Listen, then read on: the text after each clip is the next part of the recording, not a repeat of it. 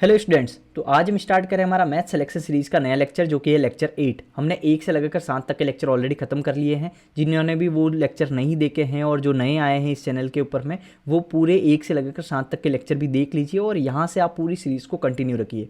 36 lecture इस series के अंदर में होने वाले हैं और हम लोग क्या कर रहे थे, एसएससी सीजीएल 2024 के प्री के अंदर में जितने भी शिफ्ट आए हैं 36 शिफ्ट, वो सारी की सारी मैं इस सीरीज़ के अंदर में सॉल्व करवाने वाला हूँ। तो अगर आप पूरा स्टार्ट से एंड तक देख ले तो आप ये मान के चलिए कि मैथ्स के अंदर में आपके सारे पूरा का पूरा सिलेबस रिवाइज हो जाएगा सब कुछ में, क्योंकि मैं आपके कॉन्सेप्ट जो इंपॉर्टेंट कॉन्सेप्ट है वो कॉन्सेप्ट भी बता रहा हूँ, फॉर्मूलाज भी बता रहा हूँ और क्वेश्चंस भी सॉल्व करवा रहा हूँ, पीवाईक्यूज भी आपके हो रहे हैं। तो आपको ये पूरी की पूरी सीरीज़ देखनी है। लेटेस्ट आपको एसएससी का पैटर्न पूरा समझ में आ जाएगा कि वो क्या पूछ रही है। ठीक है, तो आपको एसएससी पूरी की पूरी, अगर आपको चाहते हैं कि प्री हो जाए मेंस हो जाए, तो आप अगर ये 36 शिफ्ट देख लेंगे तो आपका सब कुछ हो जाएगा, ये मान के चलिए। चलो हम लोग आगे बढ़ते हैं। देखिए हम लोग क्या कर रहे थे, मैथ सिलेक्शन सीरीज़ जो है, मैथ सिलेक्शन सीरीज़ में हम लोग ये जो पीवाईक्यूज कर रहे हैं 2025 का, हम लोग सीजीएल प्री और सीजीएल मेंस को टारगेट करते हुए। ठीक है, इसमें हम लोग क्या करने वाले, 11 सितंबर की जो शिफ्ट 2 है वो हम लोग कर रहे हैं। देखिए 9 की और 10 तारीख की मैंने तीनों शिफ्ट करवा दी है, तो 6 तो पेपर हमारे वो हो गए। और 11 तारीख की जो पहली शिफ्ट थी वो भी मैंने पिछले लेक्चर में करवा दी है, तो 7 हमारी हो चुकी है। ध्यान रखना 7 शिफ्ट हमारी हो चुकी है। अभी ये हमारा 8वां लेक्चर है और हमारा ये सेकेंड शिफ्ट करने वाले हैं हम लोग 11 सितंबर की। और जो भी स्टूडेंट शुरू से कर रहे हैं इसको, उनको पता है कि हम लोग एक टारगेट स्कोर लेके चल रहे हैं। टारगेट स्कोर है हमारा प्री में हम लोग को 50 में से 50 लेके आना है और मेंस के अंदर में 90 आउट ऑफ 90 लेके आना है। और जो स्टूडेंट नए जुड़ रहे हैं उनको नहीं पता हो तो वो भी बता ही देता हूँ कि मेरे मेंस के अंदर में 90 आउट ऑफ 90 रहे हैं। तो अगर आपको मेरे साथ में कंटिन्यू करना है, ये मान के चलिए अगर आपको मेरे साथ में कंटिन्यू करना है और आप चाहते हैं कि जो मैंने जो मेंस के अंदर में किया है और मैं आपको सब कुछ बता दूं, सारी ट्रिक्स, सारे शॉर्ट अप्रोच जो भी, तो आप इस सीरीज़ को पूरा शुरू से एंड तक रखिए। ठीक है, आपको पूरा देखते रहिए। अगर आपने वो देख लिया तो आपका सब कुछ हो जाएगा, ये मान के चलिए। और एक और बात, मैंने जो पिछले से पिछला जो आप देखोगे अगर चैनल पर जाके, तो मैंने मैथ्स की स्ट्रेटजी पे ऊपर वीडियो बनाया है। ठीक है, उसको अभी तक उसको लगभग 70,000 जनों ने देख लिया है। ठीक है, तो अगर आपने वो वीडियो नहीं देखा है तो वो आप देख लीजिए, बहुत जनों को बहुत ज़्यादा अच्छा लगा है। ठीक है, आप कमेंट्स भी जाके पढ़ सकते हैं। एक चीज़ मैंने बताई है, 52 मिनट का वीडियो है, लंबा वीडियो आपको सुन के लग सकता है, लेकिन आप उसमें एक सेकंड बहुत ज़्यादा वैल्यूएबल है। आप कमेंट देखेंगे तो आपको पता चल जाएगा। तो आप वो वीडियो देख लीजिए। अगर आपको मैथ्स से डर लगता है, आपको कुछ भी मैथ्स में डाउट है, आपको वो वीडियो बहुत ज़्यादा हेल्प करेगा, ये ध्यान रखिएगा। ठीक है, अब चलते हैं हम लोग पहले सवाल की तरफ। एक चीज़ आप और मैं बता देता हूँ जो नए हैं उनके लिए, कि हम लोग इस सीरीज़ में 25 क्वेश्चंस कर रहे हैं। इसमें से 1 से लगाकर जो 20 तक के सवाल हैं, ठीक है, वो मैं इजी रख रहा हूँ। इजी रख रहा हूँ मतलब जो इस शिफ्ट में मुझे लग रहा है कि ये थोड़े इजी साइड में है, और 21 से लगाकर 25 तक मैं रख रहा हूँ थोड़े से हार्ड साइड में, हार्ड या नए या फिर कॉन्सेप्ट वाले या फिर जिसमें थोड़ा सोचना पड़े, टाइम लगे, वैसे सवाल 21 से 25 में है। तो जिस भी स्टूडेंट को लगता है कि वो स्मार्ट है, वो 2 साल से कर रहा है ऑलरेडी, उनको लगता है कि यार मुझे तो बहुत समय हो गया, मुझे बेसिक तो सब पता ही है, तो वो ये स्किप कर सकता है, सीधे 21 से 25 देख सकता है। और एक बात और बता देता हूँ कि ये वाली शिफ्ट थोड़ी ज़्यादा ही ईजी है, तो मुझे तो उसमें कुछ ज़्यादा हार्ड लगे ही नहीं, 1-2 सवालों को छोड़ के। ठीक है, फिर भी मैंने जो ठीक ठाक इन 25 में से जो बेस्ट 5 थे वो मैंने लास्ट में रख दिए है। ठीक है, तो अब एक एक करके देखते जाइए। मैं हर सवाल में नए नए ट्रिक्स भी बताता रहता हूँ। पिछला लेक्चर अगर आपने देखा है तो आपको पता होगा कि मैंने बहुत सारे, हर सवाल में लगभग 20 से 25 सवाल, जो 25 सवाल जो है उसमें से 15-20 जगह पे मैंने ट्रिक बता दी थी। ठीक है, इस लेक्चर के अंदर में वैसे ये मान के चलिए कि बहुत ज़्यादा ईजी पेपर था। आपको कैसा लगता है ये कमेंट में आप बताना कि ये पेपर कैसा था, क्या लेवल था इसका। देखिए ट्राइंगल PQR, जो हिंदी मीडियम वाले हिंदी में पढ़ लेना, इंग्लिश मीडियम वाले इंग्लिश में पढ़ लेना। ट्राइंगल PQR, जो ट्राइंगल PQR है, P, Q और R में M, N और S क्रमशः भुजाओं PQ, M, N और S क्रमशः भुजाओं PQR के मध्य बिंदु है। यदि त्रिभुज PQR का क्षेत्रफल, त्रिभुज PQR, ये टोटल का क्षेत्रफल हमें क्या दिया है, टोटल का एरिया हमें दिया है 46 सेंटीमीटर स्क्वायर। ठीक है, तो चतुर्भुज MNRQ, MNRQ मतलब MNRQ मतलब इसका हमें एरिया निकालना है। तो एक चीज़ आप ध्यान रखिए, अगर आपको बेसिक इसका डायरेक्ट नहीं पता, ये बहुत इजी सवाल है, तो आप इसको समझिए कि देखो जब भी हम किसी में ऐसे पैरेलल लाइन, नीचे वाली के पैरेलल हमने एक लाइन खींच दी, तो ये मान के चलिए ये वाला और ये वाला ट्राइंगल, जो एक छोटा वाला ट्राइंगल ये बन गया और एक बड़ा वाला पूरा बन गया, ये दोनों एक दूसरे के समरूप होते हैं, सिमिलियर होते हैं। ठीक है, और समरूप ट्राइंगल के अंदर में रेशियोज के जो रेशियो होते हैं ना वो बराबर रहते हैं। कैसे, भुजाओं के रेशियो। जैसे कि ये मान लो कि ये मिडिल में है, तो अगर मैं पूरी लाइन को मैं 2 मान लेता हूँ, पूरी लाइन को मैं यहाँ से लगाकर यहाँ तक 2 मान लेता हूँ, तो ये ऊपर वाला क्या बनेगा, एक बनेगा, मैं कॉन्सेप्ट के साथ सब कुछ बता रहा हूँ, ठीक है। अगर किसी को लगता है कि ये बहुत ईजी है तो वो फास्ट से करें और आगे बढ़ जाए, ठीक है। 2 की स्पीड से, 1.5 की स्पीड से देख लिया कीजिए, 1 की स्पीड से थोड़ा स्लो हो जाता है। तो देखिए ये 1 हो गया और ये पूरा 2 हो गया। सेम टू सेम ये मान के चले कि ये 2 है तो ये 1 हो जाएगा क्योंकि आधा है, ये पूरा 2 है और तो ये हमारा 1 हो जाएगा, इतना, ठीक है। तो यहाँ पे क्या होता है कि हमारे रेशियोज क्या रहते हैं, समान रहते हैं। जैसे ये 2:2 है, यहाँ पे 1:1, यहाँ पे ये आ गया। अब देखिए एरिया और भुजा में क्या रिलेशन रहता है हमारे यहाँ पे, इस ट्राइंगल का और ये पूरे वाले ट्राइंगल का भुजा का रेशियो क्या है, मतलब साइड्स का रेशियो क्या है। इसका साइड है 1 और बड़े वाले का है 2, समझ गए। तो यहाँ पे क्या हुआ, छोटे वाले का मैं साइड x मान लेता हूं, बड़े वाले का y मान लेता हूं, तो छोटे वाले का x रेशियो y, तो हमारे साइड का रेशियो क्या हुआ 1:2, ठीक है। तो एरिया हमेशा क्या होता है, एरिया साइड का स्क्वायर होता है। एरिया का जो होता है ना रेशियो, वो साइड का क्या होता है, साइड का स्क्वायर होता है। और वॉल्यूम जो होता है ना, वॉल्यूम होता है साइड का क्यूब, ध्यान रख लीजिए, ठीक है। इतना आप ध्यान रखिए। पेरीमीटर भी क्या होता है, पेरीमीटर है ना साइड के रेशियो के बराबर ही होता है। पेरीमीटर का रेशियो क्या होता है, बराबर होता है साइड का रेशियो, ठीक है। इन रेडियस, ये सब मैं बहुत डेप्थ में बता देता हूं सब कुछ। इन रेडियस का रेशियो मान लो, चाहे आपका एक्स रेडियस हो गया, जितने भी रेडियस हो गए, जिसका भी यूनिट है ना मीटर होता है, वो साइड के रेशियो के बराबर। जिनका भी मीटर स्क्वायर होता है वो स्क्वायर के बराबर मीटर साइड का स्क्वायर कर दो। और जो भी मीटर क्यूब होता है, जैसे वॉल्यूम का यूनिट क्या होता है, मीटर क्यूब होता है, तो वो साइड का क्यूब कर दो। ये तो हमारा नॉर्मल चीज हो गया। अब हमारा क्या बोला, इसका स्क्वायर करेंगे हम लोग। इसका स्क्वायर करेंगे तो क्या आएगा, x² बटा y², जो एरिया का रेशियो है। किसका रेशियो, एरिया का रेशियो क्या आएगा हमारा 1/4। इसका स्क्वायर कर दिया, ठीक है, तो 1/4 आ गया। लेकिन अब समझो हमारा छोटे वाले का एरिया क्या हो गया 1, तो छोटे वाले का इसका एरिया, ये छोटे वाले का एरिया देखिए, ये छोटा वाला है, इसका एरिया तो हो गया 1, और जो बड़ा वाला है ये पूरा बता रहा हूँ, पूरा बड़े वाले का रेशियो क्या हो गया, आपका एरिया हो गया 4। तो अब सोचो कि ऊपर वाले का 1 है और पूरा का 4 है, तो नीचे वाले का, इसका नीचे वाले का कितना बचा, 3 बचा। इसका 3 बचा ना, इसका जब 1 है और टोटल 4 है तो ये ऊपर नीचे वाला 3 बचा। तो अब देखो 3 इसका रेशियो है, हमें क्या निकालना, इसी का एरिया निकालना है। जब टोटल जो है, टोटल 4 एरिया किसके बराबर है, 46 के बराबर है, तो हमें 3 निकालना है। 3 किसके बराबर होगा, 3 होगा 46 डिवाइडेड बाई 4 इंटू 3, यही होगा। अब इसका हो गया 2, ये हो गया 23, और ये हो गया 69/2, ये हो गया आपका 34.5। तो ये हमारा आंसर हो गया। सब कुछ समझ में आ गया, इन डेप्थ मैंने बता दिया है सब कुछ, क्या कॉन्सेप्ट रहा है, क्यों हुआ है। वैसे इसमें इतना टाइम नहीं लगेगा एग्जाम के अंदर, ये मत सोचिए कि बहुत ज़्यादा बड़ा है, कुछ बड़ा नहीं है। करके करते कैसे सीधा समझो कि जब हमें डायरेक्ट ये बनाना है, ये देख लिया कि भाई ये 1 है, ये टोटल 2 है, ये टोटल 2 है, तो हमारा एरिया दिया हुआ है, तो हमारा 1:4 हो गया। 1:4 में 4 की वैल्यू कितनी हो गई, 4 की वैल्यू आपकी दिया हुई 46, और हमें ये ऊपर वाला 1 होता, तो ये हमें 3 की वैल्यू निकालनी है, तो 3 की वैल्यू हमें निकालनी है। 4 की वैल्यू 46 है, तो 3 की वैल्यू हो गई 46/4 इंटू 3, बस इसको किया और ये आ गया 34.5। बस इतना ही करना है एग्जाम में, इतना भी डायग्राम भी बनाने की जरूरत नहीं होती है, जब बहुत प्रैक्टिस हो जाती है, ठीक है। तो मैं सिर्फ आपको समझाने के लिए लंबा लंबा बता रहा हूँ सब कुछ। आगे इंग्लिश वाले पढ़ लेना। इंग्लिश में, एक कर्मचारी के वेतन में पहले 25% की वृद्धि हुई, मतलब कि आपके 25% में इंक्रीज हुआ उसके सैलरी के अंदर में, फिर इसे 12% घटा दिया गया, उसके वेतन में प्रतिशत परिवर्तन ज्ञात कीजिए। तो प्रतिशत परिवर्तन हमें निकालना है। तो अब एक चीज और देखिए कि हमें पहले क्या बढ़ाया, पहले 25% बढ़ाया। आपको ये फॉर्मूला पता होगा, जब भी हमें सक्सेसिव निकालना होता है ना, तो a + b + AB/100, ठीक है, ये फॉर्मूला होता है। लेकिन हमें यहाँ पे साइन भी लेने होते हैं, जब भी हम घटा रहे हैं तो माइनस में लेना है। तो ये होता है आपका सक्सेसिव का फॉर्मूला, ठीक है, सक्सेसिव का क्यूमुलेटिव डिस्काउंट और क्यूमुलेटिव जो भी आपका मानो, क्यूमुलेटिव परसेंटेज इंक्रीज जो भी आपका है बोलना है इसको।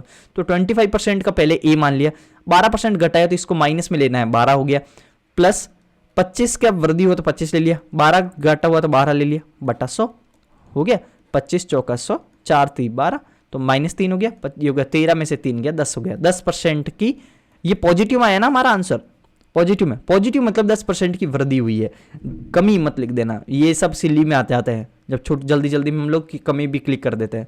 आगे, पाइप ए आमतौर पर एक टंकी को 6 घंटे में भरता है, ए कितने में भरता है, 6 घंटे में भरता है। और ए क्या है, इनलेट है, लेकिन टंकी के नीचे रिसाव होने के कारण टंकी को भरने में 2 घंटे अतिरिक्त समय लगता है। देखिएगा, पॉज कर देना सवाल को, इंग्लिश मीडियम वाले वो सुन लेना, वहाँ पे मतलब पढ़ लेना। पाइप ए क्या है, टैंक को 6 घंटे में भर रहा है, उसके बाद में जो हमारा खाली करने वाला लीक है वहाँ पे, उसके कारण 2 घंटे एक्स्ट्रा लग जा रहे हैं। अब सोचो कि जब एक्स्ट्रा लग जा रहे हैं इसका मतलब 8 घंटे हो गए ना। लेकिन वो 8 घंटे क्यों लग रहे हैं, क्योंकि आपका इनलेट तो है ही, इसको मैं इनलेट बोल देता हूँ, इनलेट पाइप तो है ही, लेकिन उसके अंदर में आउटलेट आ गया। और मुझे ये भी पता है कि आउटलेट हो रहा है तो आउटलेट को माइनस में ले लेता हूँ यहीं पे, तो माइनस आउटलेट। तो इनलेट में जब आउटलेट आ चुका है इसके कारण 8 घंटा लग रहा है। और यहाँ पे ऐसे लिखना है, यह इनलेट है और ये इनलेट माइनस आउटलेट है।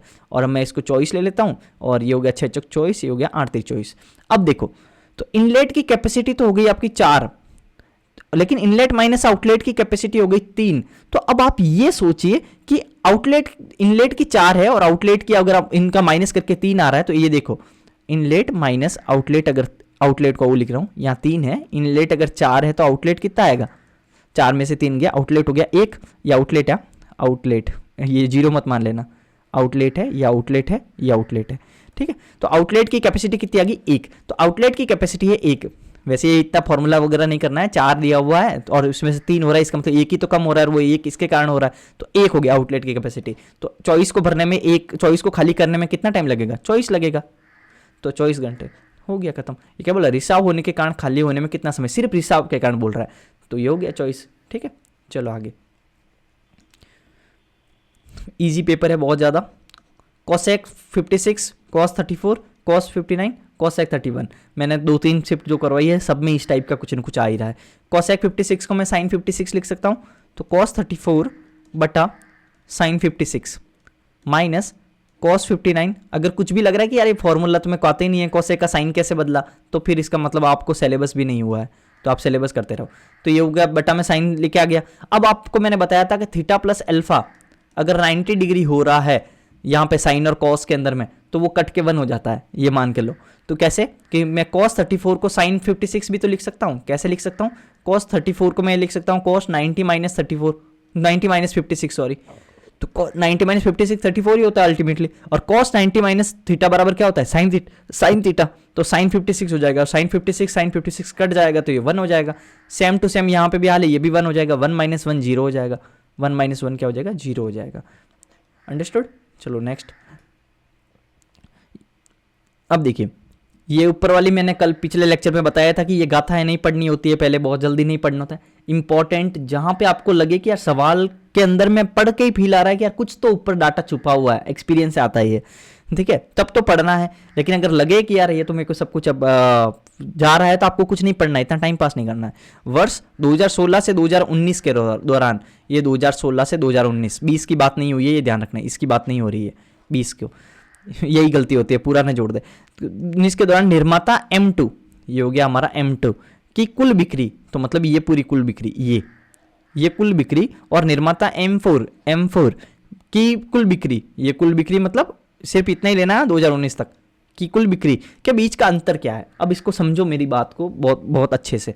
यहाँ पे क्या होता है, हम लोग का टेंडेंसी क्या रहता है कि हम लोग इसको जोड़ दे। हमेशा हर सवाल में सोचा करो कि मेरा एक चीज़ें ईजी कैसे बनेगी, होना तो ईजी है, ये कुछ नहीं डिफरेंस निकालना है, लेकिन बात यहाँ पे ये है, ऐसे मत करना कि इनको पूरा जोड़ा, फिर इनको पूरा जोड़ा और फिर डिफरेंस निकाला, टाइम पास हो रहा है। आप डायरेक्ट देखो ना, इजी डिफरेंस है, 200 में से 160 अल्टीमेटली घटा दो, तो यहाँ से 40 का गैप आ रहा है, यहाँ पे भी 40 आ रहा है, यहाँ पे भी 40 आ रहा है, यहाँ पे भी 40 आ रहा है, तो 4 बार 40 मतलब 4 चौक 16, 100 आपका 16, तो मतलब 160 आएगा, तो ये 160 आ रहा है, ठीक है। मैंने बोला था जीरो के चक्कर में नहीं पढ़ना है जब तक जरूरत ना हो, ठीक है। तो ये हो गया हमारा आंसर, समझ में आ गया होगा। हमें जोड़ के फिर डिफरेंस करोगे, फालतू टाइम पास हो रहा है ना, छोटा छोटा में आराम से हो रहा है। ये सब हमें गाथा नहीं पढ़नी, मैंने बोला था। आगे क्या बोल, सीधा सवाल पढ़ो, सवाल में अगर लगे कि नहीं समझा तो फिर गाथा पढ़ो।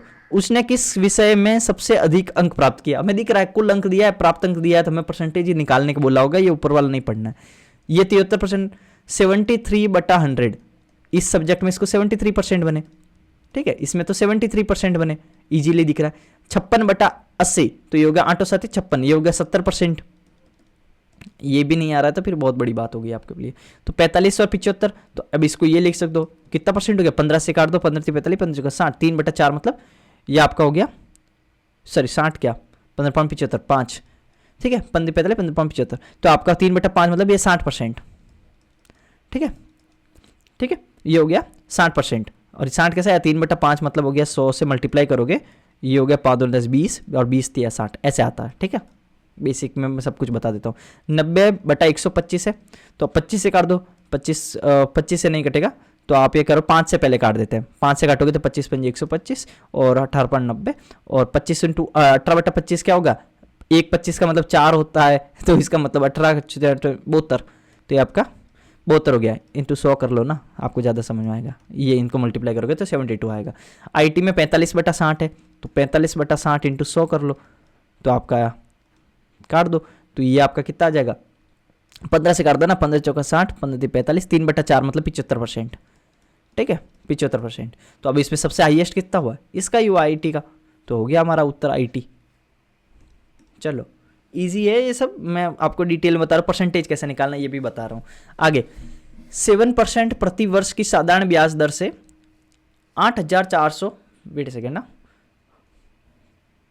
ठीक है, हाँ 7% प्रतिवर्ष की साधारण ब्याज दर से 8,400 को इतने रुपए होने में कितने वर्ष लगेंगे। अब सोचो कि ये हमारा 8,400 जो है ये हमारा प्रिंसिपल अमाउंट है, क्या है 8,400 हमारा प्रिंसिपल अमाउंट है, इससे हमारा क्या हुआ है 11,928 हुआ है, ठीक है, कुछ सालों के अंदर में हुआ है और 7% की रेट से हुआ है। पहले ये देखते हैं कि यहां से यहां जो हुआ है वो कितना परसेंटेज रेट हमारा बढ़ा है, पहले देखो कितना परसेंटेज हमारा बढ़ा है, तो ये निकालने के लिए पहले तो हमें डिफरेंस निकालना होगा कि ब्याज हुआ कितना है, आपका इंटरेस्ट कितना है, इंटरेस्ट हुआ तो इसमें से माइनस कर दो, लिख के फिर मत करना कि भाई इसके नीचे वापस ये लिख रहे हो, सीधा आप देखो 8 में से 0 गया 8, उसके बाद 2 में से 0 गया 2 और 9 में से 4 गया 5 और आपका 11 में से ये गया, ठीक है, तो ये आपका हो गया 3,528 बढ़ा, लेकिन किसके ऊपर बढ़ा, इसके ऊपर बढ़ा 8400, तो यहाँ से मेरे परसेंटेज आएगा इंटू 100 वगैरह वगैरह, इतना टेंशन नहीं लेना है क्योंकि जीरो के चक्कर में नहीं पढ़ना है।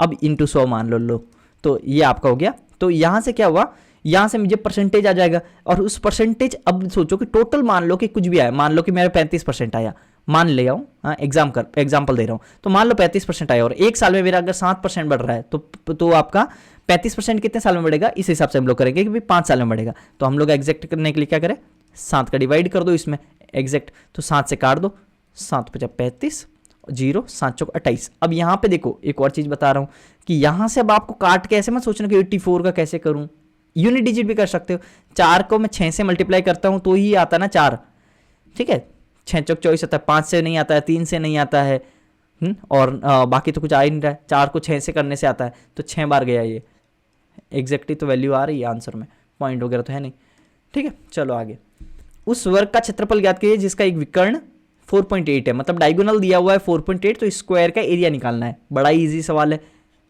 ये। हमारे पास में क्या है, अगर बहुत जनों को फॉर्मूला याद नहीं रहता है कि भाई डायगोनल के टर्म में नहीं रहता है, ये ए है, ये ए है और ये हमारा 4.8 है, ठीक है। मैं इसको 2-3 तरीके से बता रहा हूँ, एक डायरेक्ट फॉर्मूला अगर आपको याद करना है, अगर डायगोनल दिया हुआ है और स्क्वायर का एरिया पूछा है, स्क्वायर का एरिया तो आपका होता है d²/2, ठीक है। अगर ये फॉर्मूला नहीं आता है तो ये याद कर लो, लेकिन बहुत कितने फॉर्मूले याद करें, तो ये फॉर्मूला वगैरह इतने याद होता नहीं है किसी को सब कुछ।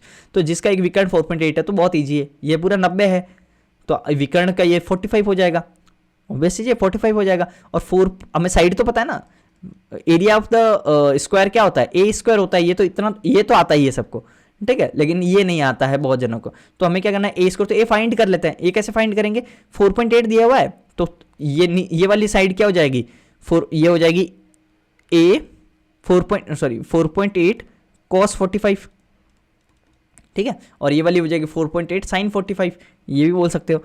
तो cos 45 और sin 45 वैसे भी दोनों बराबर ही रहते हैं, ठीक है, वैल्यू तो बराबर ही रहती है। तो प्लस ये आपका दूसरी वाली साइड हो जाएगी, तो ये वाली साइड आ गई 4.8 cos 45 और ये वाली साइड आ जाएगी 4.8 sin 45, ठीक है, ये भी कर सकते हो।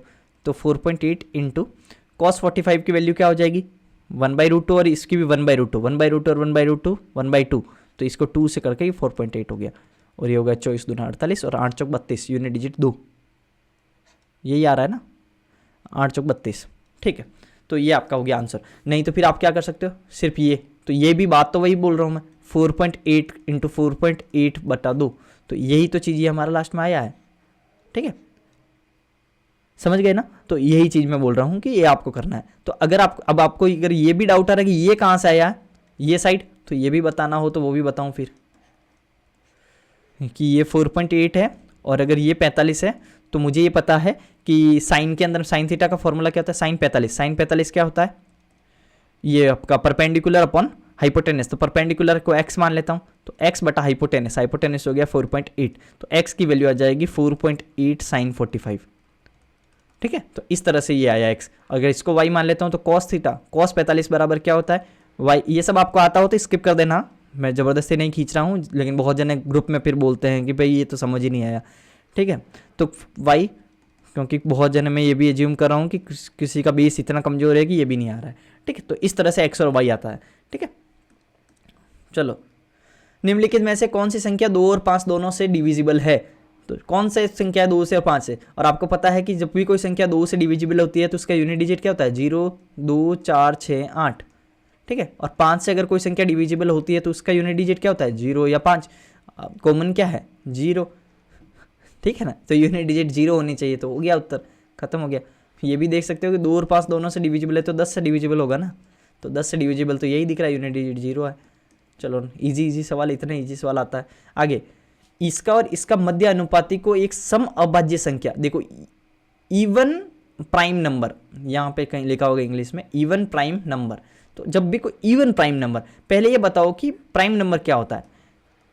अगर किसी को नहीं पता, प्राइम नंबर होता है जिसके हम लोग फैक्टर नहीं कर सकते, जिसका सिर्फ एक के अलावा कोई और फैक्टर नहीं हो। जैसे 17 को हम लोग 1 × 17 लिख सकते हैं। तो अगर इसके अलावा तो कोई एक के अलावा अगर कोई भी फैक्टर नहीं होता है, सिर्फ वो खुद ही संख्या होती है, तो वो प्राइम नंबर होता है। ठीक है, और सम बोला है मतलब इवन बोला है, इवन अभाज्य संख्या सिर्फ ए और सिर्फ एक 2 है। यहाँ पे सिर्फ और सिर्फ इवन प्राइम नंबर है ना, सिर्फ 2 होता है, उसके अलावा कोई भी प्राइम नंबर ना इवन नहीं है, सब सारी की सारी ऑड है, ध्यान रखना। 2 ही एक ऐसा प्राइम नंबर है जो इवन है, बाकी सारी ऑड है। तो अब समझो आगे, तो ये बोल रहा है कि इसका और इसका मध्य अनुपाती निकालो, मीन प्रोपोर्शनल निकालो, और एक मध्य अनुपाती को एक सम अभाज्य संख्या से विभाजित करने पर प्राप्त भागफल निकाली, प्राइम मतलब कोसेंट निकालना है। तो अब क्या करो, पहले तो इसका मध्य अनुपाती निकालो। मध्य अनुपाती क्या आएगा, 7×35 36/5 और 245 का मध्य अनुपाती निकालना है। मध्य अनुपाती का फॉर्मूला क्या होता है, B² = AC, और B² और A क्या है, ये है, और C क्या है, ये है। तो A क्या है, 36/5 × 245। ठीक है, अब एक और चीज़, अब यहाँ से क्या 5 × 20 और × 50, अब इसको मल्टीप्लाई मत करने लग जाना, 20 का निकाल यहीं से आप करो ना, सीधा अंडर रूट करो, 36 का 6 12 या 7 × 50 का 7 12 है, तो ये आपका हो गया क्या, मध्य अनुपाती। अब क्या बोल रहा है, इसको डिवाइड करना है हमें एक सम अभाज्य संख्या, डायरेक्ट नहीं बोल रहा है कि 2 से डिवाइड करना है, ये हमें बोल रहा है सम अभाज्य संख्या से डिवाइड करना है। तो हमारा बुद्धि इतना तो है ही कि अब सम अभाज्य संख्या तो 2 ही होती है, तो सिर्फ इसको काट दो, 7 या 21, तो 21 हो गया हमारा आंसर। अंडरस्टूड। सरलीकृत कीजिए, इसको सॉल्व करना है, एग्जाम में वापस मत लिखने बैठ जाना। 26 और 4 30, 30 को जब इससे मल्टीप्लाई करूंगा तो 3 को ये 10, ये आपका 10 बार कटेगा, और 10 होगा 40, 40 में से 11 33 34 35, 35/3, और ये होगा 4 3 12 120, 120 - 35/3, यही हुआ है ना, हाँ 120 - 35/3, तो आपका 20 तो ये कट गया और 15 ये कट गया, तो आपका 85/3, तो आपका हो गया 1020। अब देखो भाग है, तो भाग मतलब यहाँ पे 85/3 है, जब ऐसे बोल रहा है ये, और ये 3 ऊपर चला जाएगा, तो 3 ऊपर चला जाएगा।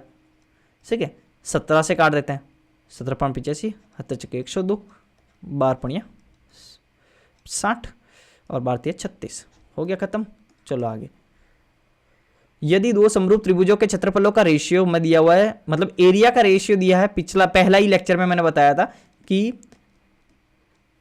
साइड एरिया का रेशियो क्या होता है, साइड के रेशियो का स्क्वायर, और साइड का रेशियो क्या होगा, अंडर √ एरिया का रेशियो, बात तो वही होगी। तो अब क्या बोल रहा है, तो उनकी संगत भुजाओं का रेशियो क्या होगा, इसका अंडर √ कर दो, 5/12, एकदम बच्चों वाला सवाल। चलो, 50 और 76 के बीच स्थित अभाज्य संख्याओं का एवरेज निकालो, मतलब प्राइम नंबर जो भी 50 और 76 के बीच में है उसका एवरेज निकालना है। तो हमें पता होना चाहिए प्राइम नंबर क्या है। तो अब देखो, प्राइम नंबर टॉपिक को मैं ना थोड़ा इसमें और इन डेप्थ बताता हूँ, क्योंकि इस वीडियो के अंदर में और कोई भारी भारी अच्छे सवाल है नहीं, तो मैं कुछ अच्छी अच्छी चीज़ें जो है मैं वो इसी में यहीं पे बता देता हूँ। प्राइम नंबर कभी देखो, सबसे हार्ड चीज़ क्या रहती है, पहली बात तो आप ये ध्यान रखो कि प्राइम नंबर जो है ना वो आपको 1 से 100 तक याद होने चाहिए मतलब पता होने चाहिए कि कौन से हैं, आइडिया होना चाहिए सब कुछ। 2-3 बार देखोगे तो आपको सब पता चल जाएगा, हाँ यार ये प्राइम नंबर है, ये नहीं है। आपको पता है कि 2 के अलावा कोई भी सम नहीं है, तो सब तो सारी हटी गई। पीछे कितने बचे? पीछे 50 नंबर और बचे जो ऑड है। तो उन ऑड का ध्यान रखो, ऑड में भी ध्यान रखो कि जो 3 से डिविजिबल है वो तो होगी नहीं, क्योंकि 3 का डिविजिबल है ना, प्राइम नंबर तो किसी से डिविजिबल नहीं होती है। 3 का डिविजिबल मतलब जिनके डिजिट का सम 3 का डिविजिबल है, तो उनको छोड़ दो। जैसे 63, अब आपको याद आएगा यार 63 प्राइम है कि नहीं है, तो आप याद गुणा ये जोड़ के देख लो ना, 6 3 9, ये 3 से तो है ही ना डिविजिबल।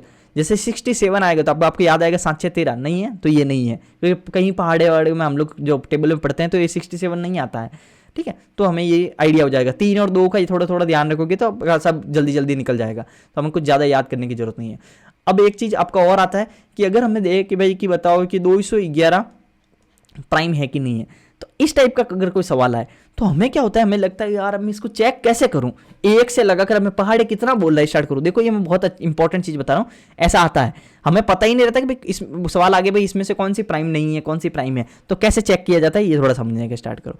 तो जब भी ऐसा सवाल आए कि इसका प्राइम है कि नहीं, तो अब हम लोग क्या करेंगे, 2 का डिवाइड, 3 का डिवाइड, 5 का, 6 का, 7 का, 8 का, 9 का, 11, 12, 14, ये सब करते रहेंगे, 23, 25। तो ऐसे थोड़ी करना है, ऐसे तो कितना पहाड़े करोगे, 93 करोगे, 92, 93, ये सब पहाड़े थोड़ी बोल बोल के देखना कि यार कट रहा है कि नहीं कट रहा है, इतना नहीं करना है। इसका ट्रिक होता है, ट्रिक क्या है कि जब भी कोई संख्या दे और बोले कि ये प्राइम है कि नहीं है, तो आपको क्या करना है, इसका पहले तो अंडर रूट लेना है। इसका अंडर रूट मतलब इससे एकदम छोटे का अंडर रूट ले लो। 9 आपका क्या होता है, 196 होता है ना, तो इसका हो गया 14, आपका 14 हो गया इसका अंडर रूट, तो 196 इससे एकदम छोटा वाला। हमें अब ये नहीं लेना है कि एग्जैक्ट 211 का ले रहे हो, 196 है, 196 को हो गया 14।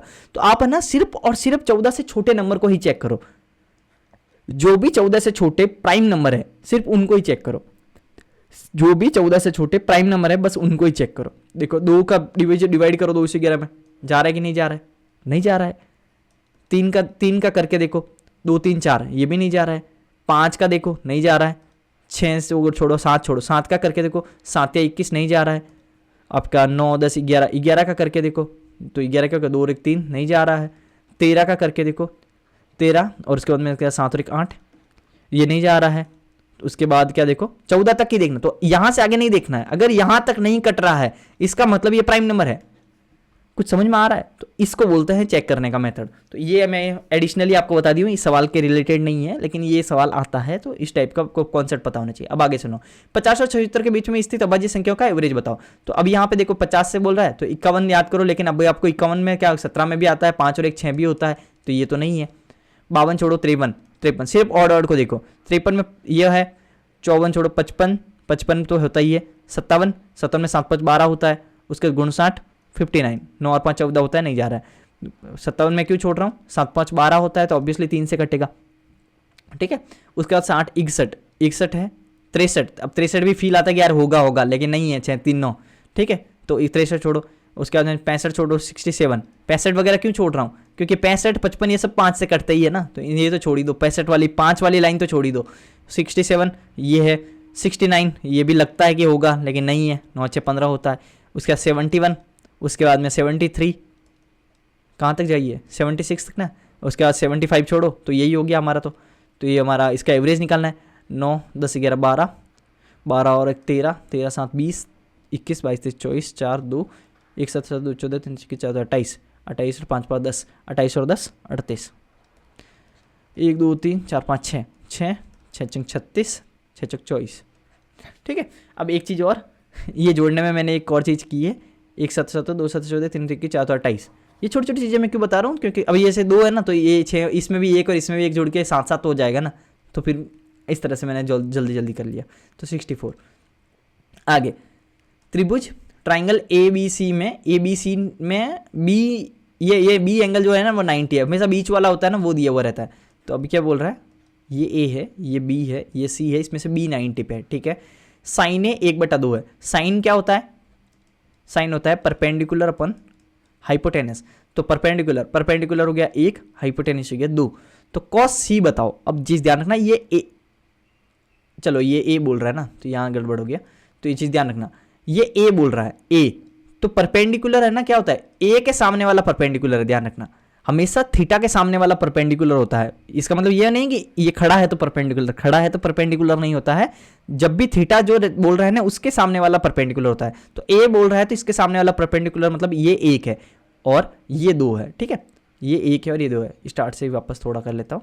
चलो ये है, ये 90 है और ये ए है, ये बी है और ये सी है। और ए में क्या होता है, ये परपेंडिकुलर अपॉन हाइपोटेनस। तो ए का सामने वाला क्या हो गया, ए के सामने वाला हो गया ये परपेंडिकुलर, ये हो गया ये, और ये क्या हो जाएगा 2 दूनी 4 और में से गया, ये हो गया √3। अब बोल रहा है कॉस सी। कॉस सी मतलब मुझे इसके रेस्पेक्ट में बात करनी है, ध्यान रखना, इसके रेस्पेक्ट में, सी के रेस्पेक्ट में। और कॉस सी क्या होता है, कॉस होता है आधार अपॉन मतलब बेस अपॉन हाइपोटेनस। तो अब इसके रेस्पेक्ट में बेस क्या हो गया, वापस 1 ही हो गया, तो 1/2, ठीक है। तो इसका आंसर 1/2। ये मत कर देना जल्दी जल्दी में कि आप √3/2 लिख दो, क्योंकि यहाँ पे एंगल भी चेंज कर दिया, रेस्पेक्टिव आप किसका पूछ रहा है वो भी देखते रहना, ठीक है। अब चलो आगे सरल कीजिए। a³ - b³, a³ - b³, a मतलब 4.2, यहाँ पे देखो ये भी 4.2 है, तो इसको मैं लिख दिया a² प्लस ये मल्टीप्लाई अब हमें करना नहीं है, ये a b है, एक्सपीरियंस से आ जाएगा आपको कि a b है, प्लस b²। अल्टीमेटली ये जब ऐसे गंदा से पूछता है ना, तो ये हमेशा हमेशा हमारे पास में कोई फॉर्मूला है उसी का वैल्यू रखता है ये, ठीक है। तो अब a³ - b³ का फॉर्मूला क्या होता है, a³ - b³ बराबर होता है a - b bracket a² plus ab plus b², ठीक है। ये फॉर्मूला होता है। और हमारे पास में क्या है, हमें क्या निकालना है, ये वैल्यू निकालनी है। जब ये निकालनी है तो ये बटा ये पूरा का पूरा यहाँ आ जाएगा, तो बचा क्या, सिर्फ a - b, और a - b मतलब 4.2 में से 1.2 माइनस कर दो तो आपका हो जाएगा 3, ठीक है। बहुत हलवा सवाल आए हैं। व्यंजक इसका पूरा का पूरा मान बताओ। अब देखो ये क्या है a², ये क्या है b², और ये क्या है ab, और a² plus b² plus ab।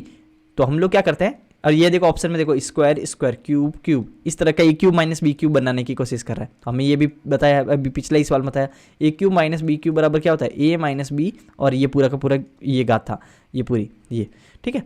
तो यहाँ पे हमारा आंसर क्या हो जाएगा, a³ - b³ upon ab, a - b, ये होगा इसके बराबर, ठीक है। तो ये अब देखो a³ - b³ upon a - b, तो a³ - b³, तो यहाँ पे हो गया 1.55 का क्यूब माइनस 0.55 का क्यूब अपॉन a - b। इसमें से ये घटाएंगे तो 1 आ जाएगा, 1.55 में से 0.55 गया तो ये क्यूब बना। तो अब यहाँ पे देखो ये आ गया हमारा आंसर। लेकिन एग्जाम में इतना आपको नहीं, आप बहुत ईजी है ना, आपको दिख रहा है कि भाई ये प्लस प्लस है और ये फॉर्मूला बन रहा है तो क्यूब में आएगा और माइनस बनेगा, सीधा आंसर। फॉर्मूला याद होता है ना तो सब हो जाता है, बहुत ईजी है ये, तो माइक्रो सेकंड के सवाल है।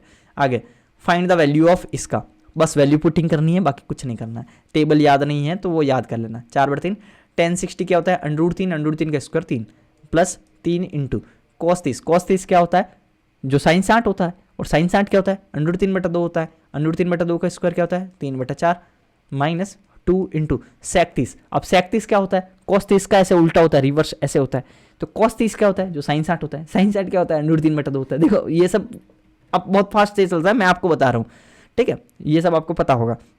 तो √3/2 cos होता है, ये मान लो, ये cos 30 क्या होता है √3/2, और जब sec 30 क्या आ जाएगा 2/√3, तो 2/√3 का स्क्वायर क्या होगा 4/3 माइनस 3/4 इंटू cot 60। cot 60 क्या होता है, जो tan 30 होता है। tan 30 क्या होता है 1/√3 होता है, तो इसका स्क्वायर क्या हो गया 1/3। पहले इसको सॉल्व कर लेते हैं, फिर बाद में वो देख लेंगे। चलो ये भी खरीद लेते हैं। sin 60 और cos 30 माइनस cos 60 sin 30, ये हो गया sin a cos b minus cos a sin b। sin a cos b minus cos a sin b क्या होता है sin a minus b। sin a minus b क्या होगा sin 60 minus 30 मतलब 30। sin 30 की वैल्यू क्या होती है 1/2, तो 1/2 का इस पूरे में क्या होगा डिवाइड होगा, और जब 1/2 का डिवाइड होगा तो वो ऊपर जाके 2 बन जाएगा और 2 का मल्टीप्लाई हो जाएगा, तो ये 2 का मल्टीप्लाई कर दो, सीधा सीधा स्टार्ट हो जाओ। 3 3 कट गया तो 4 प्लस 3 3 9/4 माइनस 4 दूनी 8/3, और ये हो जाएगा 3 3 कट के ये हो गया माइनस 1/4, और ये हो गया 2, ठीक है। चलो अब इसमें मैं करूँ तो ये कर देते हैं। चलो ये काम करते हैं, 2 से ये 12 कर ही लेते हैं, छोड़ो। तो 12 चौक 48 प्लस 4 3 12 3 9 27 माइनस ये हो गया आपका 4 8 चौक 32 माइनस 3, तो ये आपका हो गया 32 33 34 35, 27 में से 35 गया तो क्या हो गया 8, तो ये हो गया माइनस का 8, और 40 में से माइनस 8 गया तो ये हो गया 40, तो 40/12 इंटू 2, तो ये हो गया आपका 6, और ये हो गया 3 20, और 3/20 मतलब हो गया 6 से ही 2/3, ठीक है, 6 से ही 2/3 हो गया। वैल्यू पुटिंग की बस। In triangle A B C, A B बराबर ए सी है, एक ट्राइंगल है जो ए बी सी है, ए बी सी, इसमें ए बी बराबर ए सी है। ए क्या है 80 डिग्री है, तो बी बताओ। ये देखो कितने हलवा सवाल आते हैं। जब भी कोई ट्राइंगल के अंदर में दो साइड सेम होती है, ठीक है, और ये थीटा है, तो अगर कोई भी थीटा दिया हुआ है, ये जो एंगल है और ये जो एंगल होता है ना वो हमेशा बराबर होते हैं, इसी ध्यान रखो। जब भी कोई भुजाएं ये सेम है ना, अगर ये भुजाएं सेम है ना तो ये और ये एंगल सेम होंगे, ये बोलना चाह रहा हूँ मैं। जैसे समद्विबाहु जो आपके दो साइड सेम वाला जो ट्राइंगल होता है ना, इसमें क्या होता है कि अगर ये दोनों साइड सेम है तो ये एंगल और ये एंगल समान होंगे, ठीक है, ये चीज़ ध्यान रखना। जो कॉमन होता है ना उसके अलावा जो दो बचे हुए वो सेम रहते हैं। तो अब यहाँ क्या होगा, ये दोनों सेम है तो ये दोनों सेम होंगे। पहले तो ये देखो ये 80 है तो इन दोनों का सम क्या आएगा 100, 180 में से 100 80 गए तो ये क्या हो गया 100, और 100 में से ये दोनों अगर बराबर है तो दोनों आधे आधे हो जाएंगे, 50-50 आ जाएंगे, ठीक है। बहुत ज़्यादा इजी सवाल है इस शिफ्ट के अंदर में, बहुत ही ज़्यादा कुछ बताने का टाइप का। तो कुछ ये मान लो कि हार्ड हो ना तो बहुत ज़्यादा हार्ड हो तो कुछ बताने में कॉन्सेप्ट में ट्रिक्स वगैरह भी बताएं, ठीक है। अब 21 से लगाकर थोड़े थोड़े अच्छे होंगे, हल्के से अच्छे होंगे, वो भी कोई बहुत ज़्यादा ऐसा नहीं है। एक दो सवाल है कि हाँ मज़ेदार है। एक बल्ले का क्रय मूल्य उसके अंकित मूल्य का 75% है, मतलब कि एक बल्ला है जिसका कॉस्ट प्राइस मान लो, ये सेलिंग प्राइस मान लो, और ये आपका मार्केट प्राइस मान लो। अब क्या बोल रहा है, क्रय मूल्य और उसके अंकित मूल्य का 75% है। 75% का मतलब हो गया 3/4। तो क्रय मूल्य क्या है, उसके अंकित मूल्य का 75% है। तो अगर ये 4 है तो ये 3 है, ये बोल रहा है। क्रय मूल्य क्या है, अंकित मूल्य का 75% है, तो 4 का ये हो गया, ये 3 हो गया। आगे 15% की छूट देने के बाद, 15% का मतलब क्या होता है 3/20, ठीक है। 20 का मतलब होता है 5%, और मतलब 20 जब भी डिवाइड में होता है तो उसका मतलब नीचे आ गया 5 हो गया, 5 का गुणा करते रहो, और 3 का मतलब 5 3 15 हो गया। ये सब मैं बनाऊंगा फ्रैक्शन के ऊपर कभी लेक्चर, कमेंट में बता देना कभी किसी चीज़ की जरूरत हो तो, ठीक है। तो ये अगर 15% का डिस्काउंट हुआ है, और आपको पता है कि छूट जो हमेशा होती है ना वो मार्केट प्राइस पे दी जाती है, ये ध्यान रखना, छूट मार्केट प्राइस पे होती है। तो मार्केट प्राइस पे छूट दी, तो अगर ये 20 है तो ये 17 में सेल कर रहा है, तो लाभ प्रतिशत की गणना करो, लाभ की गणना करनी है। ये 4 है 20 है तो दोनों को इक्वल कर लो, तो ये इस पूरी इक्वेशन को 5 से मल्टीप्लाई कर देता हूँ, कर देते हैं ना, तो 5 से मल्टीप्लाई करेंगे तो ये 20 आ जाएगा, ये 15 आ जाएगा, ठीक है। और अभी मेरे को प्रॉफिट बताना है, ये 20 है तो ये मैं अभी रेशियो क्या हो गया 15 17 और 20 का रेशियो हो गया, सेम बना दिया ना हमने, जो कॉमन चीज़ें थी वो सेम बना दिया।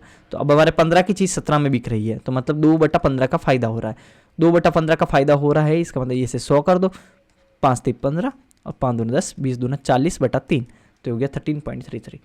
अंडरस्टूड।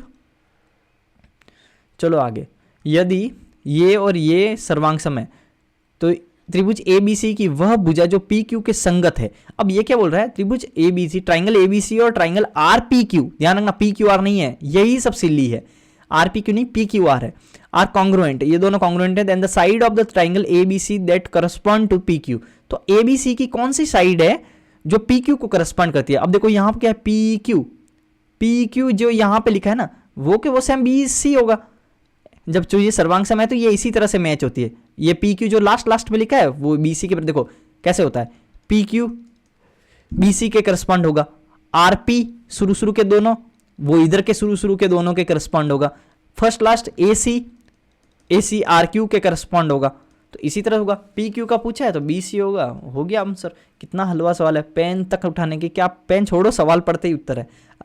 अब यहां से चोर पुलिस तो मैंने पिछले लेक्चर में बताया, लेकिन ये थोड़ा सा एक लेवल अप है। एक चोर को एक पुलिसकर्मी 200 मीटर की दूरी से देखता है, देखो गैप आ गया ना, चोर और पुलिस के बीच का डिस्टेंस कितनी होगी 200 मीटर। चोर भागना ही शुरू कर देता है, कर दिया, और पुलिसकर्मी उसका पीछा करना स्टार्ट करता है, कर रहा है। चोर और पुलिसकर्मी 10 और 11 की जो आपकी स्पीड है ना उससे चल रहे हैं, किलोमीटर प्रति घंटा, ध्यान रखना यूनिट। 9 मिनट के बाद उनके बीच की दूरी क्या होगी। अब सोचो कि चोर भाग रहा है, अब थोड़ा इसको और अच्छे से बताओ, देखो चोर भाग रहा है और अब पुलिसकर्मी भाग रहा है, चोर थोड़ा धीरे भाग रहा है, पुलिसकर्मी थोड़ा तेज भाग रहा है। अब 9 मिनट के बाद बोल रहा है कि अब इन दोनों के बाद कितना गैप है। तो कैसे करते हैं, ऐसे केस के अंदर में हमें देखना होता है रिलेटिव स्पीड। तो आप सोचो कि एक 10 से भाग रहा है, एक 11 से भाग रहा है, तो टोटल एक की स्पीड हो रही है ना, ये 10 भाग रही है तब तक ये 11 भाग रहा है, तो इसका मतलब जो स्पीड रिलेटिव स्पीड है वो 1 आ रहा है। सेम डायरेक्शन में भागते हैं तो स्पीड क्या होती है 11-10 कर देते हैं हम लोग, डिफरेंस हो जाता है, और जब अपोजिट डायरेक्शन में भागते हैं तो जुड़ जाती है। ठीक है, 11-10 तो 1 किलोमीटर प्रति घंटा ये स्पीड है। लेकिन अब सोचो कि पहले तो किलोमीटर प्रति घंटा को मीटर प्रति सेकंड में बदलते हैं, तो 1 × 5/18, तो ये तो हो गई इसकी मीटर प्रति सेकंड के अंदर में स्पीड। तो ये तो हो गई स्पीड, तो speed into time, speed into time क्या होगा, डिस्टेंस। तो अब सोचो कि इस स्पीड से वो अगर 9 मिनट तक भागेगा, 9 मिनट तक भागेगा, लेकिन ध्यान रखना ये मिनट है, हमारे ये मीटर प्रति सेकंड में आ चुका है, तो इसको भी सेकंड में बदलो, तो ये सेकंड के बदल दिया। ठीक है, तो स्पीड इंटू टाइम बराबर क्या होगा, डिस्टेंस। तो अब ये मैं ये क्या करना चाह रहा हूं कि रिलेटिवली चोर और पुलिस रिलेटिवली इस एक की स्पीड से, 1 किलोमीटर प्रति घंटा की स्पीड से 9 घंटे में कितना चल जाएंगे, रिलेटिवली कितना चल रहे हैं, वो जितना भी चलेंगे उसको 200 में से माइनस कर देंगे, वही तो डिस्टेंस हुआ, उतना तो गैप कम कर लिया और बाकी कितना बचा वो कर लेंगे। तो अब सोचो ये, तो यहां से क्या होगा, 9 से ये 9 दूना 18, 2 से 1 8 30, 5 3 15, तो 150 मीटर चल लिया उन्होंने 150 मीटर चल लिया, और हमारे पास में 200 मीटर का गैप था शुरू में, तो अब हमारे पास में गैप कितना बचा, 50 मीटर का गैप बचा। एकदम सवाल इजी। ठीक है, समझ गए ना। हमने ये देखना है कि रिलेटिव गैप कितना कवर हो रहा है 9 मिनट के अंदर में। एक चोर यही तो किया था, चलो आगे बढ़ाना बाकी रह गया। आगे, यदि 0.4x प्लस ये इक्वेशन है और एक दूसरी इक्वेशन है, तो निम्नलिखित में से कौन सा सही है। ये बोल रहा है निकाय के परिमित हल है लेकिन अद्वितीय नहीं है, निकाय के अनंत हल है, निकाय का कोई हल नहीं है, निकाय का अद्वितीय हल है। इंग्लिश के अंदर में the system has finitely many solution but not unique, the system has infinite many solution, system has no solution and system has unique solution. ये चीजें पूरी ही करवा देता हूँ एक ही बार में। अब होता क्या है कि जब भी कोई दो इक्वेशन दे रखी है ना, तो वो हो गया मान लो a1x plus b1y plus c1z, या फिर c1z नहीं बोल के सीधा c बोल लो, दो ही वेरिएबल रखे, a1x प्लस b1y बराबर c1, ये हो गया a2x प्लस b2y बराबर c2, ये मान लो दो इक्वेशन है। अब इसके अंदर में होता क्या है कि जब भी हमारे पास में a1/a2 not equal to b1/b2 not equal to c1/c2, ऐसे टाइप का कुछ भी चीज होता है, मतलब इक्वेशन में कुछ भी सिमिलरिटी नहीं है, कोई भी चीज सिमिलर नहीं है इक्वेशन के अंदर में, तो यहां पे हमारे पास में सॉल्यूशन आता है यूनिक सॉल्यूशन।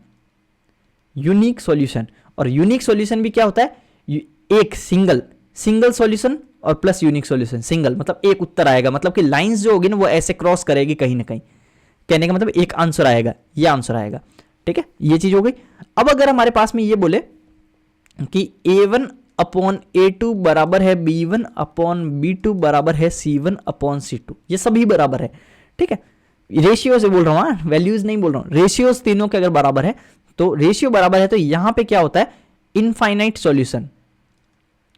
इनफाइनाइट सॉल्यूशन का मतलब क्या है कि भाई जब रेशियो में सारी वैल्यू बराबर है, दोनों के रेशियो, एक में 2 4 6 लिखा है, एक में क्या हो गया कि 4 और ये सब 2 4 6 दुगना करके हो रहा है ना, तो ये सब अगर मान लो कि 2 की जगह 4 रख दिया, 4 की जगह यहाँ पे दूसरे इक्वेशन में 8 है, और जहाँ पे 6 था वो 12 हो गया, तो इस तरह से तो ये रेशियो तो बराबर आ गए। वो काटोगे वापस 2 से तो वही बन जाएगी ना, इक्वेशन सेम बन जाएगी एकदम काटने पे। मैं एग्जांपल भी देके बताऊं, तो ये हो गया, मान लो एक इक्वेशन है 2x प्लस 3y बराबर 4, और एक इक्वेशन है 4x प्लस 6y बराबर 8।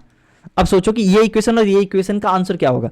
अब इसी इक्वेशन को मैं अगर काट दूं, 2 से काट दूं, तो 2x, इसमें 2 से काट रहा हूं, इसको 2 से काटूंगा और इसको 2 से काटूंगा, तो बन तो ये सेम ही इक्वेशन रही है। जब दो इक्वेशन नहीं होके फिर वो सिंगल दो इक्वेशन दी है, लेकिन दो है नहीं, वो असली में एक ही इक्वेशन है, दे दो रखी है एक, तो यहां पे क्या हो गया, इक्वेशन सेम हो गई। जब सेम ही इक्वेशन है तो इसका मतलब एक इक्वेशन की एक लाइन ये है, दूसरी लाइन इसी के ऊपर है, यही लाइन है, सेम ही लाइन, पहली लाइन भी यही, दूसरी लाइन भी यही। जब दो लाइनें एकदम ओवरलैप कर रही है तो इनफाइनाइट जगह पे टच करती जाएगी ना, तो ये इसीलिए यहाँ पे इनफाइनाइट सॉल्यूशन हुए। अंडरस्टूड ना, तो ये चीजें हो गई। अब चलते हैं तीसरी चीज में बता देता हूं।